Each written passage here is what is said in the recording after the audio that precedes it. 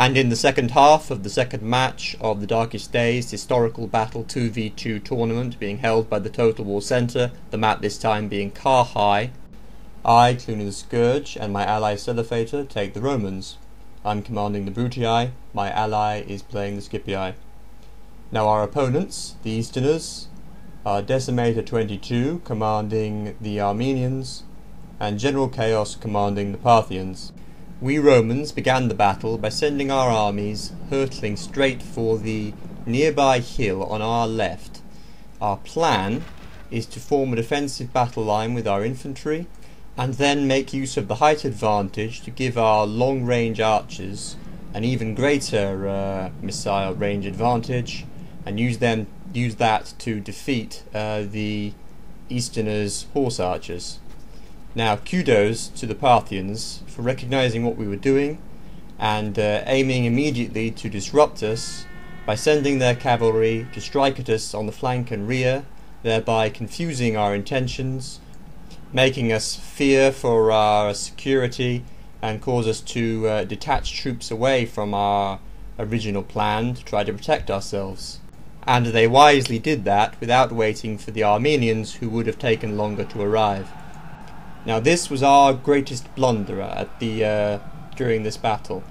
We noticed that the cataphracts, the super heavy cavalry, which are the core of the Parthian army, had massed together in one group, and we attempt to achieve an envelopment by sending the Brutii Auxilia, medium spearmen, and the Scipii Roman Cavalry to achieve an encirclement of those forces and destroy them, thereby giving us an early advantage. This was a badly precipitate move. Medium spearmen and light cavalry are simply no match for those super heavy cataphracts, and they are destroyed. This was a dark moment for the Roman armies. We've taken severe damage to our cavalry. We've just lost one of our generals, and our auxilia units have been smashed. Now here, the Parthians bring their cataphracts within pillar range of my battle line of Brutii Legionary Cohorts and suffer casualties accordingly. All of my pillar are in fact used up against them and against some horse archers, and I was fairly satisfied with that. Now, if the Armenian and Parthian armies had coordinated together and enveloped the Roman armies with sheer weight of numbers, swinging around one flank, they might have been able to destroy us. However, the Parthians tried to take us on alone. Here they send a unit of Eastern Infantry within range of my Legionary Cohorts, presumably with the idea of using up all of my pillar if I'd set them on fire at will. Parthians hadn't realised that I'd already used them. The Scipii, who have the majority of the cavalry and only one unit of legionaries, have been trapped by the Parthian cataphracts there and destroyed, and now Parthian overexcitement turns against them.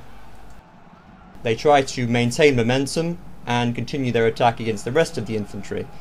Those cataphracts and the rest of their horse archers are fighting against infantry uphill, and in that jumbled mass, all of the massed Archer Auxilia flame arrow and conventional arrow attacks can't possibly miss, and their morale levels are helped on their way down by using fire attack. Because those cavalry are all crammed together, when one unit routs, the panic is quicker to spread, and soon the entire Parthian cavalry contingent is broken, and we pursue them and crush them. Here we see that our original plan to hold the top of the hill was a sound one. The Easterners blundered by not coordinating their team tactics to work together against us, perhaps one army swinging around the rear, and in simply sending all their troops, all their Parthian cavalry, attacking in one mass rather than peeling units to either side to achieve an envelopment. Now the Armenian war elephants are sternly warding off the Scipii cavalry there, who descended from the hill to pursue those Parthian units and to wreak as much damage as they could on the Armenian missile units. The Easterners have more missile units than the Romans in this battle, but they are considerably inferior in quality. Now here you see that the Armenian player has sent his war elephants charging against the Romans into the face of 4 Archer Auxilia units, all using flame arrows, attempting to make them run amok.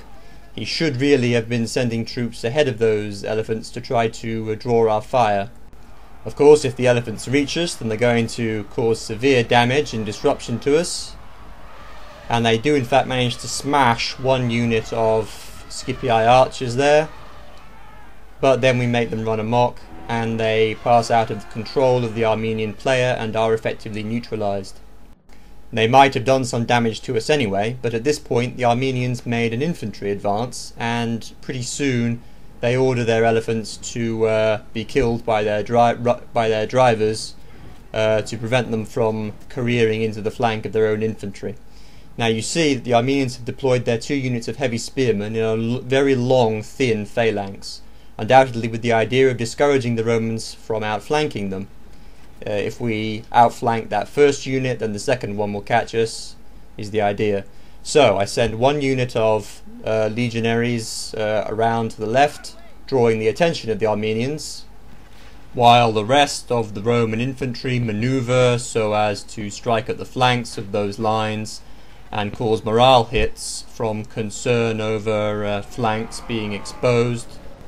The Roman advantage in this battle is their superior infantry, and we need to make the most of it.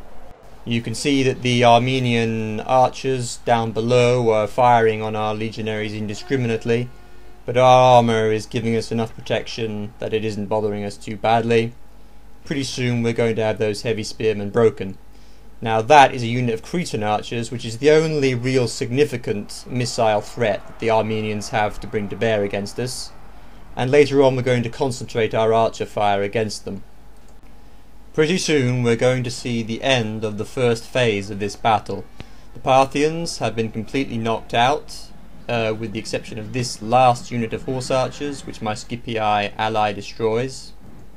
We have left between us 3 units of archers, 1 badly damaged unit of Roman Cavalry, and 3 units of Roman Legionary Cohorts. The Armenians have left 1 almost undamaged unit of Armoured Eastern Generals Bodyguards, 1 unit of Eastern Infantry, 2 units of badly damaged heavy spearmen, 1 Cretan archer unit, and the rest of his badly damaged missile units. Our opponent has consolidated his troops. We have rebuilt our defensive line. He sent his cavalry unit, his general, around to the rear to threaten our archers. While he tries to engage us with his missile troops, we destroy his Cretans, using up the last of our ammunition, not realizing that it's his Armoured Eastern General we need to be concerned about. My ally uses the vulnerability of the Armenian missile troops to send his cavalry in to destroy them as soon as he sends his infantry up the hill, giving us total missile troop superiority at the very moment that we run out of ammunition. My archers are now of only any use in hand-to-hand combat, which, with the height advantage, they do sterling work with their superior numbers as well, and in achieving an envelopment of these Eastern infantry. And my ally finishes the pockets with his cavalry, and they are destroyed. Now all that remains is the heavy spearmen, who try the same thing, and we deal out pretty much the same kind of punishment. All this we're going to find is of no avail, however. That unit of Armoured Eastern Generals Bodyguards, which we have been diligently warding away with our infantry, away from our archers all this time, and you can see it there, we now, very soon, will have no means of catching. Those pitiful few Roman Armoured General Bodyguards remaining there are no match for an Armoured Eastern General unit that's almost undamaged. So our second general is dead, and now all we have are foot troops who are already exhausted in their fatigue levels to try to catch an Armoured Eastern General unit, which isn't going to happen. We chase him all around the map, and the time limit eventually lapses, and we have a draw. They have successfully denied us a vital tournament point. So in conclusion, I'll say that our Roman plan to head up that hill and hold it was a sound one, but that our early blunder with our cavalry made it futile.